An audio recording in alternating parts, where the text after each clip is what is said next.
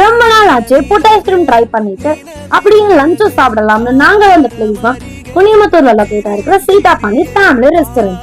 Ambience பத்தி சொல்லியே ஆகணுங்க. கூல் அண்ட் காசியா ரொம்ப லவ்லியா இருந்துச்சு.